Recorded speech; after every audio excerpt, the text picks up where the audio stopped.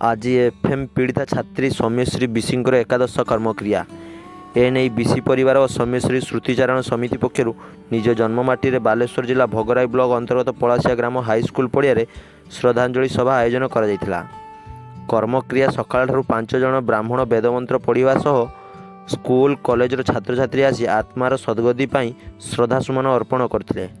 सौम्यश्री एकादश अवसर जंगल परिवेश एवं श्रम नियुक्ति मंत्री गणेश राम सिंह खुंटिया, बालेश्वर सांसद प्रताप चंद्र षडंगी, सदर विधायक मानस दत्त, बस्ता विधायक सुभाषिनी जेना, घरेई विधायक आकाश दास नायक समेत बहु विधायक एवं वरिष्ठ नेतृवृंद श्रद्धासुमन अर्पण करने सहित परिवार वर्ग को भेटी समवेदना जणाइथिले। एहा सह सौम्यश्री स्मृति उद्देश्य जनसाधारण को गछ चारा बंटन करने सह रक्तदान शिविर आयोजन मध्य करा जायतिला।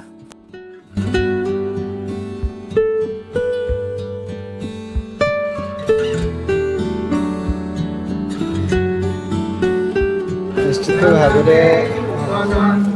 फ्यूनराल डे पे आसते दुखर कथा जोड़ा से जिनस एवं आम जिते बाड़िया पिटा हेनी दुर्भाग्यर कथा। निश्चित प्रशासन पाखे नीति नियम आधार जो मैंने दंड पाइबा कथा पाइबे। मुझे आशा करी अमर आत्मा शांति जोटी भी था निश्चित भाव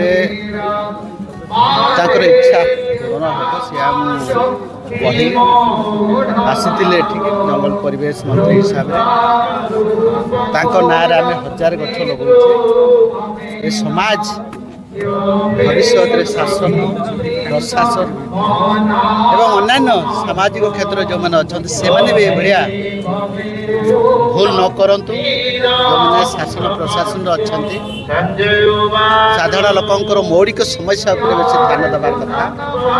जिते जोटा प्रोब्लेम आसूँ ठीक टाइम रे समाधान कले निश्चित भाव लोक न्याय पाइबे।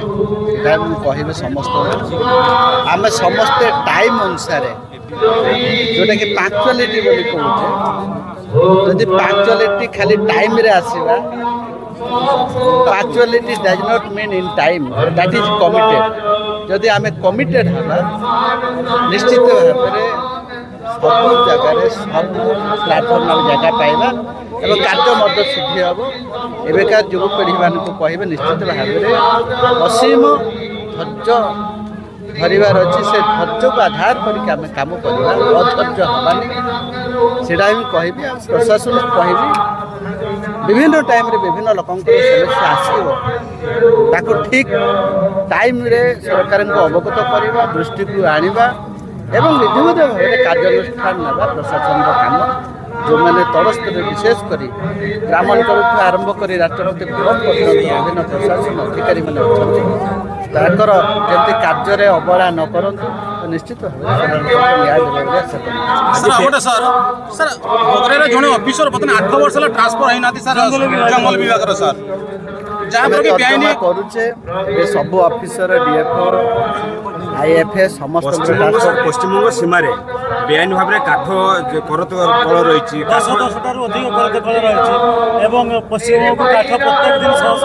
गवर्नमेंट लीगल एक्शन नब मुझे जानी बालेश्वर भद्रक गाय समस्या अच्छी प्रशासन अवगत अच्छी दृष्टि आकर्षण कर निश्चित। आज आम समस्ते मिलित भाव सौम्यार जन्ममाटी रे पहुँचीचु। तार एकादश क्रिया योगदान करिचु। तार अमर आत्मार सद्गति निमंते प्रभु जगन्नाथ पाखे प्रार्थना करिचु। से जोठी थाउ शांति रे थाउ आनंद रे थाउ। ता सहित प्रभु जगन्नाथ पाखे ए प्रार्थना मध्य आमे कलु जे आसंता दिन रे सौम्या भली अन्य झियो माने जेमिति कष्ट न पाहंतु से माने जेमिति आसंता दिन रे खुशी रे शांति रे ये समाज रे चल प्रचल हुंतु सेथिपाई महाप्रभु कृपा करंतु। एहा सहित निश्चिंत भाव में मु आपण मानक माध्यम रे कहिबी जे ସରକାରଙ୍କୁ ମଧ୍ୟ ନିବେଦନ କରିବି ଯିଏ ଦୋଷୀ ତାକୁ ଏମିତି ଦୃଷ୍ଟାନ୍ତମୂଳକ ଦଣ୍ଡ ବିଧାନ କରାଯାଉ ଯେମିତି ସମଗ୍ର ସମାଜ ତାକୁ ଦେଖି କିଛି ଶିଖିବ ଏବଂ ଆସନ୍ତା ଦିନରେ ଆମ ଝିଅମାନେ ସୁରୁଖୁରୁରେ ଏ ସମାଜରେ ବସବାସ କରିପାରିବେ। ଧନ୍ୟବାଦ। ଆଜି ଭଉଣୀ ସୌମ୍ୟାଶ୍ରୀଙ୍କର ଏକାଦଶାରେ ତାଙ୍କ ଗ୍ରାମକୁ ଆମେ ଆସିଛୁ ଏବଂ ତାଙ୍କ ଶୋକସନ୍ତପ୍ତ ପରିବାରକୁ ସମବେଦନା ଜଣାଇବା ପାଇଁ ଏବଂ ତାଙ୍କର ଅମରାତ୍ମା ପ୍ରତି ମୁଁ ଗଭୀର ଶ୍ରଦ୍ଧାଞ୍ଜଳି ଜଣାଉଛି। ପ୍ରଭୁଙ୍କ ନିକଟରେ ଏତିକି ପ୍ରାର୍ଥନା କରୁଛି ସେ ଯେଉଁଠି ବି ଥାଆନ୍ତୁ, ସୁଖରେ ଥାଆନ୍ତୁ, ଭଲରେ ଥାଆନ୍ତୁ ଏବଂ ତାଙ୍କ ପରିବାରକୁ ପ୍ରଭୁ ଧୈର୍ଯ୍ୟ ଦିଅନ୍ତୁ ଏବଂ ଆଶା କରିବି ଯେ ଖୁବ୍ ଜଲ୍ଦି ଯାହାଙ୍କ ପାଇଁ ଏସବୁ ଘଟିଛି ନିଶ୍ଚିତ ରୂପେ ତା'ର ପର୍ଦ୍ଦାଫାଶ ହେବ ଏବଂ ଆଇନ ତାଙ୍କୁ ନିଶ୍ଚିତ ଭାବରେ ଦଣ୍ଡିତ କରିବ। सारा ओडिशा पे मर्माहत एवं समस्ते आम तार आत्मार सद्गति और तार आत्मा केमती शांति एवं ता घर परिवार ता माँ ता बापा समस्ते केमती ठीक रुहतु एवं निश्चय आम आम सरकार आम समस्ते तत्पर एवं भगवान पाखे गोटे प्रार्थना करूँ तार आत्मा केमती ठीक रहू एवं तार परिवार ठीक रुहतु एवं एपरी घटना आगु केमती आउ का सहित न घटू। निश्चय सरकार देखिए आपण जो माने दोषी सस्पेक्ट थे जो दोषी थे निश्चय बांधिकी सरकार फरवर्ड कर आम मुख्यमंत्री आत्मा तत्पर अच्छा निश्चय मुख्यमंत्री 24 घंटा आपाई केमिति से न्याय पाइपर घर लोग ठीक रही पाए आप सब सदा सर्वदा चिंतित अच्छा घटना पर भी विरोधी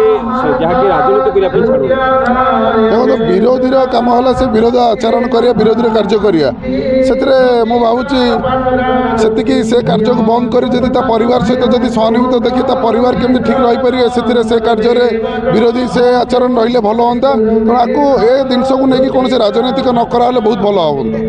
धन्यवाद।